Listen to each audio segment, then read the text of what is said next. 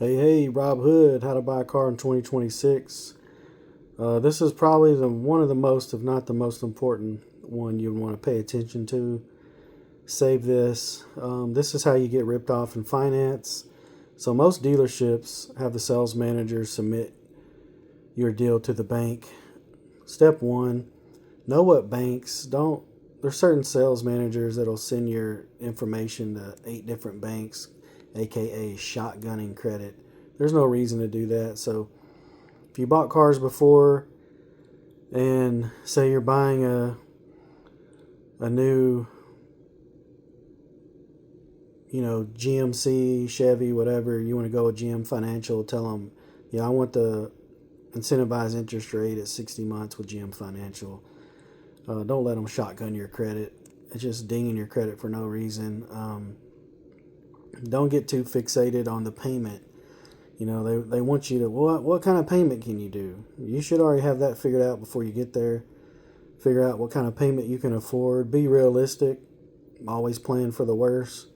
Hey, what kind of payment can I afford if I lost my job or my hours got cut or my kid had a $10,000 doctor bill? Whatever it is that'll pull you off from work and affect your financial situation.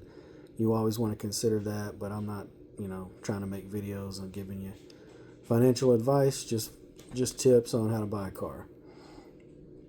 So you're at the point where you go back to finance, you've agreed on a payment. Just know they've marked that payment up. You should have already pulled out a payment calculator and done the simple math. If you can't use a calculator, you can go to Google and type in auto payment calculator. Make them tell you what the interest rate before you go to finance. This used to really piss me off, even though I was working there doing this. But the finance managers would tell the salespeople not to tell the customer the interest rate. By the time you're going to finance, we have an approval, we have a rate. If they refuse to tell you the rate, tell them you're going to walk out. They hate that. But it's so silly. I would print the rate on the pencil. If they don't, tell them you want the pencil with the rate on it. Printed, not handwritten, not a note, not a verbal. There's an option in every system. It doesn't matter if they're using something outdated like eLeads or if they're using something current like DriveCentric. There's an option to put the rate, the term on there. It's very simple. That's the whole purpose in the proposal, aka the pencil in the car business, is what am I buying? It's description of the vehicle, the year, make, model, the VIN number, the mileage. It's going to say what term, 48, 60, 72 months, and what rate. And then on the right hand side or right above it, it'll have the monthly payments. Do that on your phone to make sure it's right. How they screw you over on that is they'll even show you, yeah, it's 682 a month at 72 months at this rate and this term. Well, they'll change the first date of payments, which is illegal. So all these payments should be based off 45 days unless you specifically tell them I want a first payment at 30 days, etc., which will obviously raise the payment a little bit. But be very detailed when it comes to this part. So what they do is, you can see this graphic, auto loan calculator says your payment's 308. They'll bump that payment to 388, 398. Send you back to finance, and that finance manager is trying to scam you and sell you extended warranty, key fob warranty, tire and wheel, bullshit warranties, window, magical coatings, etc. Well, I can get you this warranty and it's only going to, they try to bump you a little bit. It's only going to cost you $20 more a month. And then you say no, and they're going to say, what if I could do it for $1 a month? I got a coupon. What they're lying to you about is at the sales desk, the sales manager has already built thousands of dollars worth of product into your payment. Maybe they've only built in gap insurance. If you're financing a car, you need gap insurance unless you have paid, at least 20, 25% off of the car via your trade, down payment, etc. So you want gap insurance because when you total out a car, it's never worth what you think it is. The insurance companies are scam artists too. They're not going to give you what the car is worth. You're going to have to fight them tooth and nail because everyone's trying to steal from you. Everybody's trying to make a check and build a swimming pool and go to Hawaii for the summer. So keep that in mind. Every person you talk to in that dealership, in that business, is trying to make money off of you. They're not your friend. They're not your buddy. They're trying to distract you from the numbers. Again, pull out the payment calculator, auto loan calculator on Google. Type in those numbers on the sheet and make sure that payment matches. If it's $20, $30 off, you caught them. Congratulations. No, I need the real payment at 45 days. I don't want any fluff in here. I don't want any leg, is the car business term. That's what's referred to. Hey, I gave the finance manager leg. So again, if your payment's $308 a month, I showed you $388 a month and gave the finance manager $80 of leg. That's how that's referred to in the car business, and that's how it works. Make them tell you the rate and print it on the sheet along with the bank name. Now, what's cool, certain banks like Capital One, you can send them your information long before you go to the dealership. Send them the VIN number of the car you're wanting to buy in a 72-month term, or ask, obviously once the term's lower, the interest rate goes down or can go down. So have that conversation with your bank rep. If it's a local credit union you've always bought cars from, even better. Once you go to the dealership and that's locked in, the dealership cannot mark that rate up.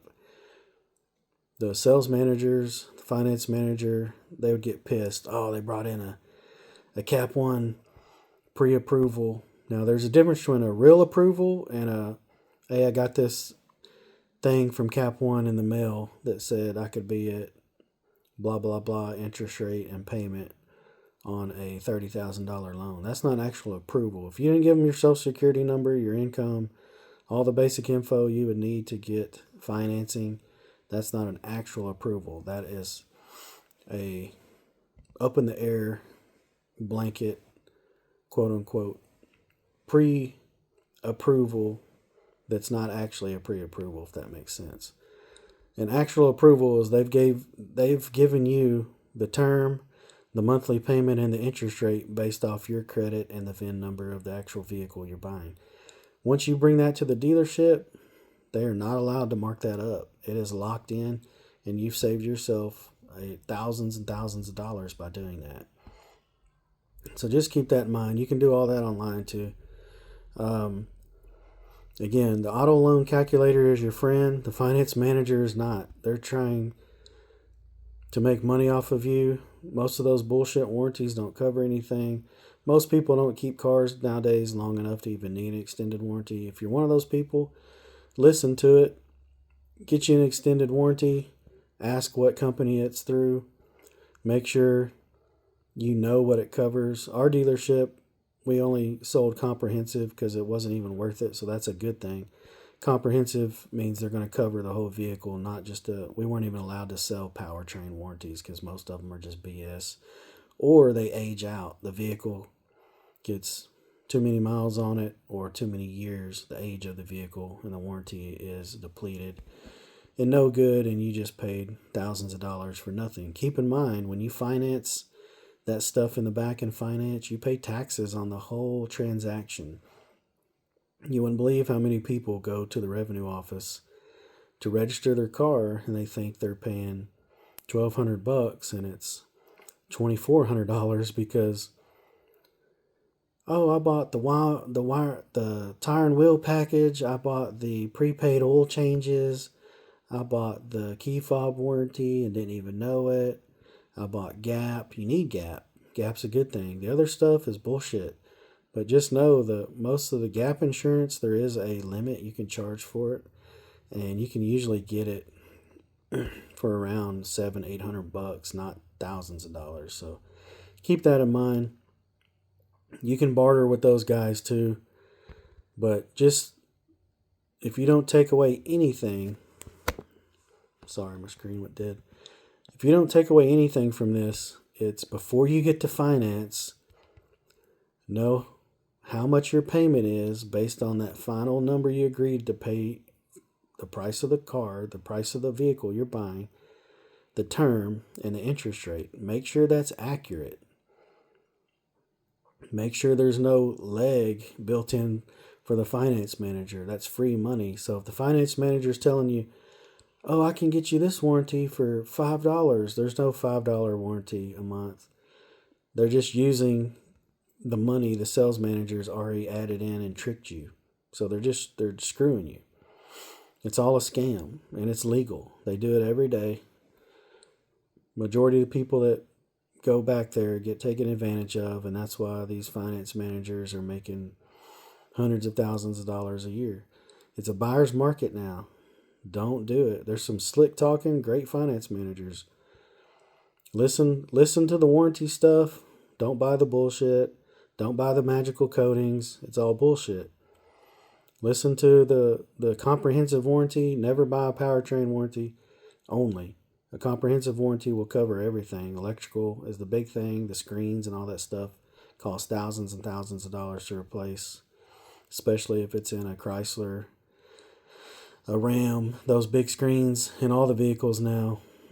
Hyundais, Kias, some of those screens are $6,000 just to fix them. So if you're buying a used car, this is especially important. If you're buying a car with 80,000 miles, 100,000 miles, definitely take into consideration, but don't overpay and get ripped off for the warranty.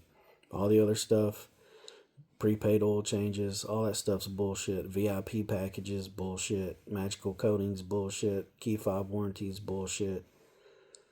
Don't do it.